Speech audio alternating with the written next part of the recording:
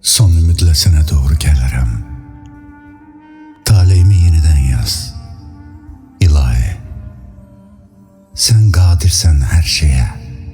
Bilirəm, taleyimi yenidən yaz. İlahi, zalım fələk xilqətimə qəm əkib, ömür boyu başım bəla, dərd çəkib, bu bəxtimin üzərindən xət çəkib. Taleyimi yenidən yaz. İlahi, qurban olum, duy səsimi, duamı, gecələşdir bu əl çatmaz xülyamı. Ürəyimcə yaşamıram dünyamı. Taleyimi yenidən yaz. İlahi, qoy həyatım saralmasın, solmasın, arzularım ürəyimdə qalmasın.